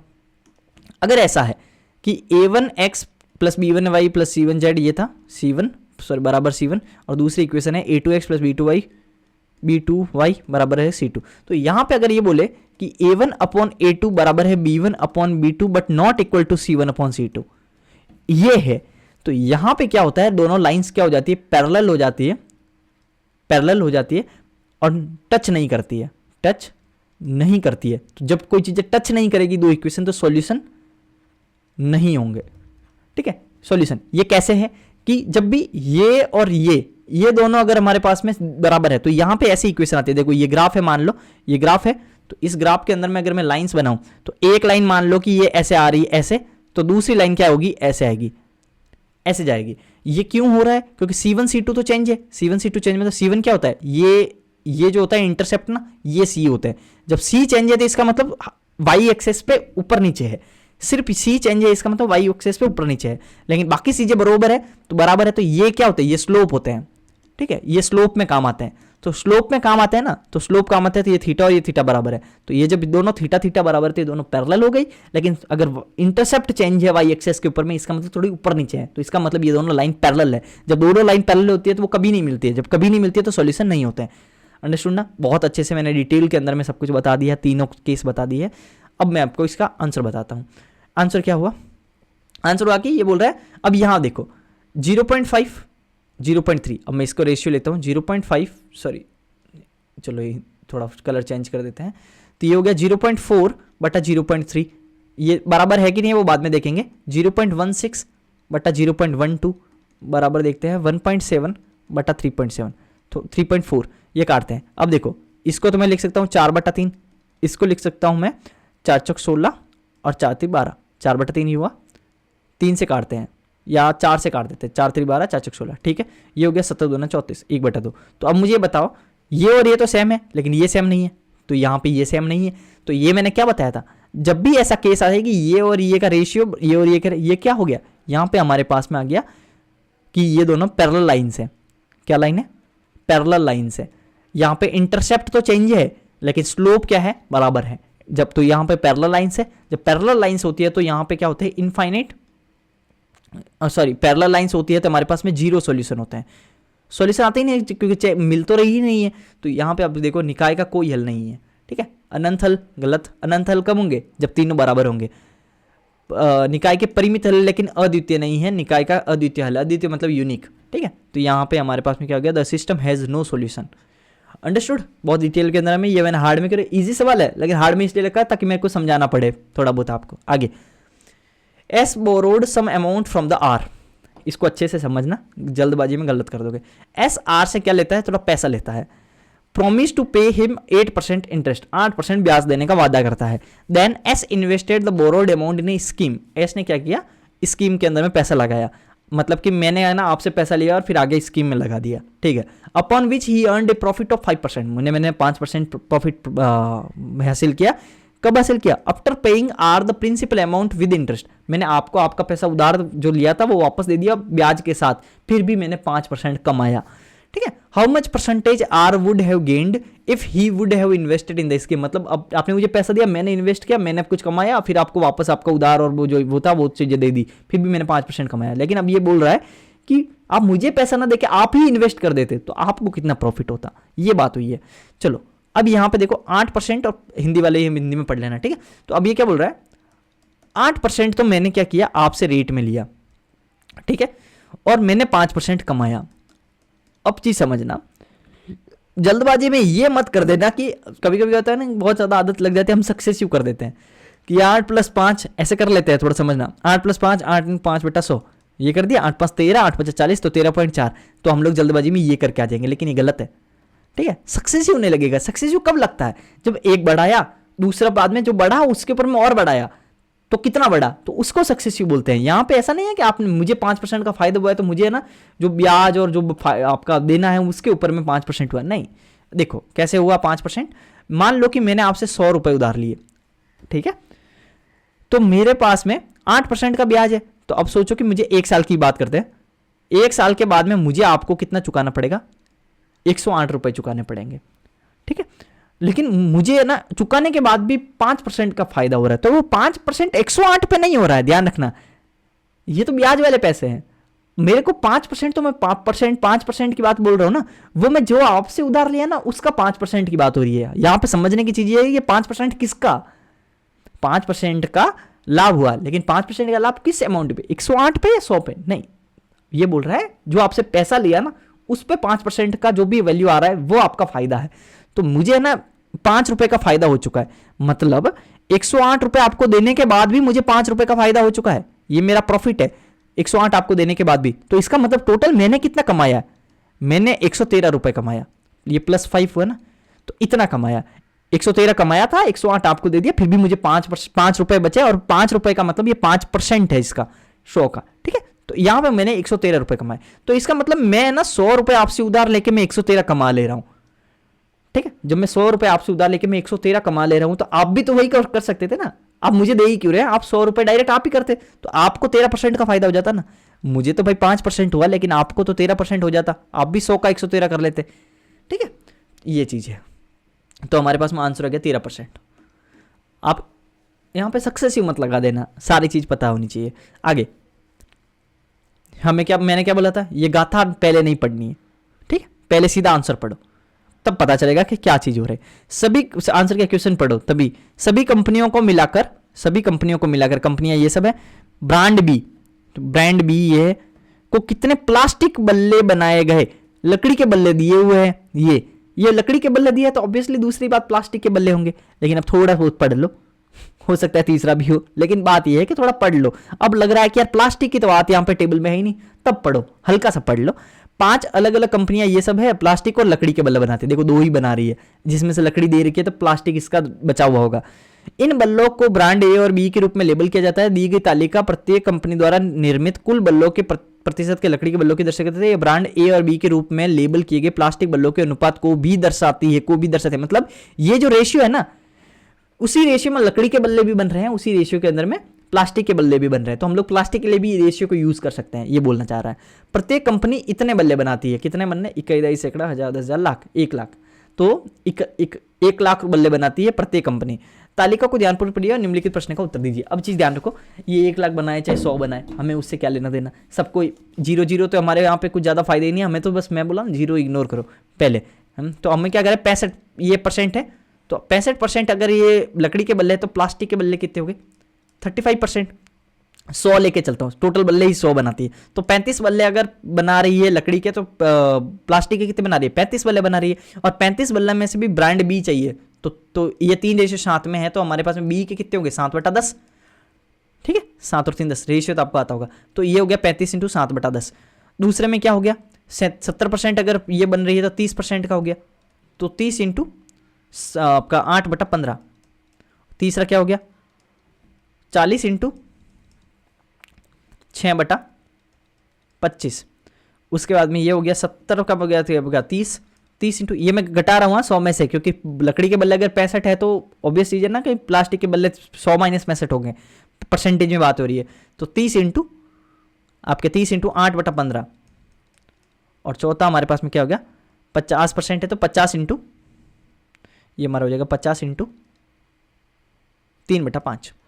तो इसकी वैल्यू तो हो जाएगी 30, तो यहाँ पे आ गया 30, ये हो जाएगा आपके 5 से काटो, 5 दूना 10, 7 × 35, 7 7 × 50/2, 49/2 कितना हो गया, 24 दूना 48, तो 24.5। ठीक है, ये हो गया 15 दूना 30, 8 दूनी 16, तो ये हो गया 16, ये हो गया 25, 25, और ये आपका हो गया 25, 8 × 40, 8 × 48, 48 दूना 96, तो क्या 96 मतलब 96, 9.6, हाँ 9.6। तो अब ये भी मैं कैसे किया, थोड़ा ये समझना। तो यहाँ पे क्या हुआ, 8 × 6/5 था। देखना मैं कैसे करता हूँ थोड़ा, 8 × 48, 48 को मैंने किया सीधा डबल 96। क्यों डबल किया, क्योंकि नीचे 5 है, डिवाइड नहीं करूंगा मैं, थोड़ा ध्यान रखना, ये छोटी छोटी चीजें मैं बताते रहता हूँ। 5 क्योंकि मैं जब भी 2 से मल्टीप्लाई करूंगा ना, तो ये नीचे तो 10 ही बनेगा, और 10 मतलब एक संख्या छोड़ के पॉइंट लगाना है। तो यहाँ पे ऐसे है, 8 × 48, 48 दूना 96, तो 96 में एक संख्या छोड़ के लगा दिया 9.6। आगे 15 दूना 30, 8 दूनी 16, तो ये हो गया 16। चलो आगे 6 और 5 11, पीछे 1 आ रहा है, यहाँ नहीं आ रहा, यहाँ नहीं आ रहा, यहाँ आ रहा है, यहाँ आ रहा है, ये दोनों है। आगे 6 और 5 11 का 1, असल का 1। देखो मैं 0 0 छोड़ के चल रहा हूँ ना, तो मैं इसलिए ऐसे ही छोड़ के चलता हूँ। 6 और 5 11 का असल का 1, 9 और 6 15, 15 और 6 और 4 10, 15 और 10 25, और 1 26, 26 का 6, असल का 1, 3 4 5 6 7, और कुछ छूटा है क्या, कुछ छूटा हो तो देख लेना कितना, 3 4 5 नंबर है, ये भी 3 और 4 5 नंबर है। देखो 6 और 5 11 गए, असल का 1, 9 और 6 15, अच्छा असल का 2 आएगा यहाँ पे, 9 और 6 15, 15 और 6, 6 और 4 10 25, और 1 26 का 6, असल का 2, 3 4 5 6 7 8 और 9, ये हो गया 9, 961। तो ये हमारा आंसर हो गया। ठीक है, ध्यान रखना। तो 961, तो 961, तो हमारे ये आंसर हो गया। हमें क्या करना है, 0 मैंने इग्नोर किया था, ये इतने सारे 0 इग्नोर किया था, ये पीछे वाले मेरा आंसर में आया ही नहीं। मेरे 9, देखो मैं यही आपको शुरू से बोल रहा हूँ, 96.1 मेरा आंसर आ रहा है, लेकिन असली में ऑप्शन में ये दिया है, तो भी मेरा सही है, तो इसलिए 0 को इग्नोर करके चलना है। ठीक है, जब तक की ज़रूरत ना हो। ये सवाल अच्छा सवाल है, यही एक सवाल है जो अच्छा सवाल है। और एक है ना थोड़ा सा, ये सवाल तो इजी है, ये सवाल अच्छा है क्योंकि जल्दबाजी में लोग बहुत गलत करेंगे इसको, और ये सब तो इजी है, ठीक है। यही थोड़ा ढंग का सवाल है। अब इसमें देखो बहुत सारे तरीके बताऊंगा मैं, 2-3 तरीके बताऊंगा, 2-3 तरीके में से आपको कैसे करना है, क्योंकि ये सवाल अगर आप एग्जैक्ट करने गए तो आप कर ही नहीं पाओगे, गारंटीड है। आगे, अक्टूबर से दिसंबर के दौरान समान वृद्धि दर है। यहाँ ये बोल रहा है अक्टूबर से दिसंबर के दौरान यहाँ से यहाँ तक क्या है, इक्वल रेट ऑफ इंक्रीज है। रेट ऑफ इंक्रीज क्या है, इक्वल है, ठीक है, बराबर है। अब ये बोल रहा है जिसका एवरेज क्या है, मतलब कि रेट हमें निकालनी है कुल मिला के, औसत रेट क्या है, एवरेज, कि यहां से यहां तक रेट बराबर है तो वो रेट कितनी है, यही बोलना चाह रहा है कि यहां से यहां इंक्रीज हुआ, यहां से यहां इंक्रीज हुआ, तो एवरेज रेट कितनी है। तो 2 तरीके हैं, जब भी रेट बढ़ती है तो सीआई आपने देखा होगा ना, सीआई आपके कंपाउंड इंटरेस्ट में भी तो रेट होती है ना, वो भी तो लगातार बढ़ती है। आज मैंने 1 साल के बाद में 100 की चीज़ मतलब 10% बढ़ी मान लो, तो 100 10% बढ़ा तो 110 हो जाएगा, फिर और 10% जो बढ़ेगा वो 110 पे बढ़ेगा, उसको कंपाउंड इंटरेस्ट बोलते हैं। सेम यहाँ पे बोल रहा है कि यहाँ से यहाँ कुछ आर रेट से बढ़ा और फिर इससे वापस ये आर रेट से बढ़ा, तो ये सेम कंपाउंड इंटरेस्ट हो गया ना, जिसमें से ये क्या हुआ, ये आपका अमाउंट हो गया, ये आपका प्रिंसिपल हो गया, और ये दो मंथ बोलो चाहे 2 साल हो गया, यहाँ पे हम लोग 2 मंथ लेके चलते हैं तो 2 मंथ हो गया, 2 बार कुल मिला के तो 2 बार हो गया, तो मतलब 2 मंथ हो गया, तो 2 मंथ आपके पास में हो गए, प्रिंसिपल दिया है, अमाउंट दिया है, रेट ऑफ इंटरेस्ट निकालना है। तो एग्जैक्ट कैसे होगा वो बताता हूँ। 211,885 बराबर क्या होगा, P इंटू P क्या हो गया 20189 ही था ना, चलो रबड़ से मिटा देते थोड़ा सा, तो अब ये देखिए, तो ठीक है, तो ये देखो ये है हमारा पास में अमाउंट बराबर होता है प्रिंसिपल इंटू 1 प्लस आर बटा 100 की पावर टी, ये होता है ना कंपाउंड इंटरेस्ट में, ये 1 प्लस आर हमें निकालना है बटा 100 की पावर टी हमारे पास में 2। अब ये मत समझना कि आर हमारे पास में ईयरली पूछा है, ये मंथली है, नहीं, ये वृद्धि दर बोल रहा है। वृद्धि दर हमारे पास में यहाँ के असली में कंपाउंड इंटरेस्ट नहीं निकाला है, हमारे पास में रेट ऑफ इंक्रीज देख रहे हैं, तो हमारे पास मंथ ईयर इससे कुछ लेना देना नहीं है। यहाँ पे कोई साल का ऐसा नहीं है कि भाई वृद्धि दर सालाना इतनी है, सालाना नहीं बोल रहा है यहाँ पे, ठीक है, ईयरली नहीं बोल रहा है। तो 1 प्लस आर बटा 100 की पावर 2। अब यहाँ पे कैलकुलेशन को आप समझ लो कि इसमें ये कैलकुलेशन करोगे और उसके बाद में इसका अंडर रूट निकालोगे। आप ये सोचो कि पॉइंट के अंदर में कुछ संख्या होगी, इसका अंडर रूट निकालोगे, फिर आप आर निकालोगे। बहुत टफ है, करके देखते हैं एक बार थोड़ा सा कैसे आता है। 211,885 मैं करके इसलिए बता रहा हूँ क्योंकि आपको गलतियां पता होनी चाहिए कि हम लोग क्या कर रहे हैं। फिर इसका अंडर रूट निकालना है, फिर आर बटा 100 है, और ये भी नहीं है कि अंडर रूट का मतलब ये परफेक्ट स्क्वायर नहीं है। अब इसको कैलकुलेशन करते हैं, तो अब यहाँ से क्या होगा, 2 और 3 5 नंबर है, 2 और 3 5 नंबर है, तो यहाँ से एक बार जाएगा। पहली बात तो ये है 20,190 21,100, तो एक बचा। अब ये लगभग अब सोचो एक बचा, तो अब देखना लगभग क्या करते हैं, 21,188 20,190, तो यहाँ पे ये लगभग 999 कम है ना, 999। अब 999 के आगे 5 आ रहा है, ठीक है, 999 के आगे 5 आ रहा है। जब इसमें 0 रखेंगे तो अब हमारे पास में तो भी छोटा पड़ रहा है, तो 0 आएगा 1.0। अब मैं इसका एक और 0 रखूंगा, तो ये होगा 20 पंजे 100, 20 पंजे 100 होता है, तो लगभग 5 आ रहा है, ठीक है ना, यही आ रहा है ना। देखो इसी हिसाब से करना है आपको, एग्जैक्ट और गुणा वगैरह करने लग गए ना, हो गया आपका काम, ये हो गया अंडर। इसी को कैलकुलेशन बोलते हैं। कैलकुलेशन मतलब ये नहीं है कि आपको बहुत कुछ करना है, यही कैलकुलेशन है। देखो इतना जल्दी हो गया, डिवाइड हो गया और हमारे पास अंडर रूट तक पहुंच गए। अब 1.05 का अंडर रूट क्या होगा, एक चीज हमेशा ध्यान रखना, 1 से छोटे संख्या का अंडर रूट करते ही वो संख्या बड़ी हो जाती है और 1 में बराबर रहती है, और 1 से ऊपर वाले में जब भी अंडर रूट करते हैं तो वो उससे छोटी होने लगती है। समझ में आया? जैसे 0.64 का अंडर रूट करोगे ना तो 0.8 हो जाएगा, ये बढ़ गई ना संख्या तो। लेकिन 1 का अंडर रूट करोगे तो 1 नहीं आएगा, और आपका 1.44 का अंडर रूट करोगे तो 1.2 आएगा, तो ये छोटी हो गई, ये मैं बोलना चाह रहा हूँ। तो अब 1.05 है तो इससे कुछ छोटी आएगी, इतना समझ में आ रहा है? और कितनी आएगी ये देखने के लिए आप ये समझो कि ये 105 ये है, तो आप इससे छोटी को मान लो तो आपका 1.02 या 1.02। अब इसको एग्जैक्ट भी देख सकते हो, तो यही सब हार्ड होता है।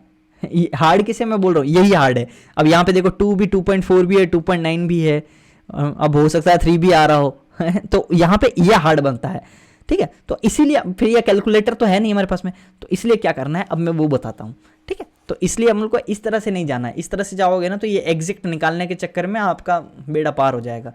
तो वहाँ पे क्या आएगा एग्जैक्ट अब निकाल सकते हो। देखो हमारे पास में यहाँ पे हम लोग कर रहे थे 1.05, यही हमारा आंसर है। अब इसके मान लो कि इसका एग्जैक्ट क्या आएगा वो बता देता हूँ। जैसे मान लो कि मैं आंसर मान रहा हूँ कि ये आंसर है, सपोज ये आएगा, तो यहाँ पे हमारे पास में ऐसा होता 1.024, इस तरह से आएगा, इसका मान रहा हूँ।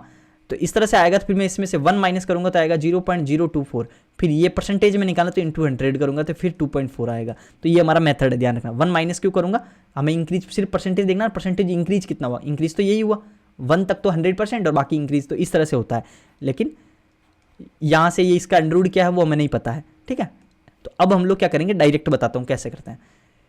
ये देखो कि यहाँ से यहाँ डायरेक्ट, क्योंकि बहुत ज़्यादा 2-2%, 3-3%, इससे है ना बहुत ज़्यादा नहीं, 2 और 2 का सक्सेसिव कितना होता है, 2 2 4, 4.04, तो 4.04 और 4 में कुछ बहुत ज़्यादा फर्क है नहीं। तो यहाँ पे क्या करो कि सीधा आप यहाँ से स्टार्ट हो जाओ कि कितना बढ़ रहा है, क्योंकि ये सवाल लगभग में ही सॉल्व होने वाला है। सीधा देखो कि कितना बढ़ रहा है और फिर डिवाइड बाई 2 कर दो, ठीक है, डिवाइड बाई 2 कर दो, ठीक है। लगभग बता रहा हूँ, ये भी लगभग आंसर है, ये कोई बहुत ज़्यादा बड़ा चीज़ नहीं है। अब ये देखो कि इसका ये कितना परसेंट है और डिवाइड बाई 2 कर दो। डिवाइड बाई 2 करूँगा क्योंकि एक यहाँ बढ़ा एक यहाँ बढ़ा, वैसा ही डिवाइड बाई 2 करना गलत है, क्योंकि ये कोई आपका ऐसा ही नहीं है कि इक्वल बढ़ रहा है, शुरू में एक ही अमाउंट पे है, लेकिन इतना फर्क नहीं पड़ेगा जितना हम लोग कर रहे हैं, क्योंकि परसेंटेज बहुत कम है, ठीक है। मैं ये पहले बता रहा हूँ, क्योंकि कमेंट में फिर ये नहीं बोलना कि ये तो सिर्फ गलत वाला चीज़ है, क्योंकि ये है गलत है, लेकिन लगभग में हमारा आंसर आ जाएगा आगे। अब यहाँ पे क्या हुआ, ये हम लोग को कैसे देखते हैं, अब इसमें डिवाइड कैसे, मैंने आपको बताया ही था कैसे करेंगे हम लोग। ये आएगा लगभग आपका, पहले को हम लोग इसका डिफरेंस देख लेते हैं ताकि हम लोग का सीधा परसेंटेज 1 वगैरह ना आए। तो इसमें से माइनस कर देते हैं पहले, 15 में से 9 गया, ये डिवाइड बाद में करेंगे, पहले माइनस करते हैं। कितना बड़ा, 15 में से 9 गया 6, और ये गया 7, 17 में से हो गया 9 8 17, उसके बाद में 7, 7 में से गया 6, फिर आ गया 1 1, ये बढ़ा, ये किस पे 0.00189 पे बढ़ा, और इसका ये रेट है इंटू 100 करूंगा और इसका मैं 2 का डिवाइड कर दूंगा, ये बोलना चाह रहा हूँ, इतना इंक्रीज हुआ। तो अब ये कितना लगभग हुआ, देखो इस मैं कैसे लगभग कर रहा हूँ, इसका 1% कितना होगा, 1% मतलब 2001 के बराबर होगा, लगभग 2001.89 के बराबर होगा 1%। लेकिन ये कितना है, 2001 का 6% करोगे तो 6 दूनी 12 आएगा, 12,000 से थोड़ा सा कम है, 6% से थोड़ा कम है, 5% देखते हैं कितना, 5 दूना 10, 5 से तो ज़्यादा है, 12 से थोड़ा सा ही कम है, लेकिन 10 से तो बहुत ज़्यादा है, 1600 के आसपास जाता है। तो आपका क्या हुआ, 6 से थोड़ा कम, 5.89 इस टाइप का कुछ मान लो, लगभग ही है। तो अब 5.8 का 2 का डिवाइड करूंगा तो ये आएगा 2.9, तो यहाँ पे ये आंसर आएगा 2.9%। समझ गए, लगभग ये सब लगभग चल रहा है, ये भी आंसर लगभग ही है, 2.9 भी एग्जैक्ट नहीं है। तो यहाँ पे इस तरह से कैलकुलेशन करनी है। मैंने क्या किया, एक झटके में बड़ा फास्ट पकड़ते हैं, अभी सीधा देखा कि ये इंक्रीज हो रहा है, यहाँ से इंक्रीज हो रहा है, हमें पता है कि थोड़ा ही अंतर है, तो हमें लगभग ही जाना है, क्योंकि एग्जैक्ट करने के चक्कर में तो ये आप छोड़ने वाला सवाल हो जाएगा, ठीक है। 9 6 फिर 7 9 8, उसके बाद में 7 में से 1 गया 6, उसके बाद में हम लोग करेंगे 1 1, ऐसे कर लेंगे। ऐसे करते हम देखेंगे इसके ऊपर में देख रहे हैं तो 2000189, और ये परसेंटेज देख लिए इसका 100%। अब हमें ये देख रहे हैं कि 1% तो 2001 पॉइंट हो गया, तो 1% जब इतना है तो ये 12%, मतलब ये 12,000 है, लगभग 6% से थोड़ा कम है, मतलब थोड़ा कम मतलब 5.5 5.6 5.7 8 ऐसा कुछ आ रहा होगा, कर थोड़ा बहुत करोगे तो आपको पता ही चल जाएगा। और एक और 5.5 से ऊपर क्यों रहेगा वो भी देखना है, तो वो भी बता देता हूँ। 5% 10,000 हो रहा है, और इसका वापस से 0.5% हो गया आपका ये 0.5% कितना हो जाएगा, 1% अगर 2,000 है तो 0.5% 1,000 हो जाएगा, और हमारे पास में 1600 है, तो ऑब्वियस चीज़ है 5.7 से भी ज़्यादा आएगा, ठीक है, इसलिए बोल रहा हूँ 5.8 है, ठीक है, लगभग तो 5.8 का आधा हो गया 2.9। तो इस तरह से कर लेना है। चलो मैंने अभी ये सवाल बहुत अच्छे से इसलिए बता दिया है कि आपको कन्फ्यूजन होगा, ये सवाल नहीं तो एग्जाम में छोड़ दोगे आप, इसीलिए मैं थोड़ा डिटेल जा रहा हूँ इसमें। चलो, और एक इम्पॉर्टेंट और चीज़ कि जो मैं आपको बता देता हूँ,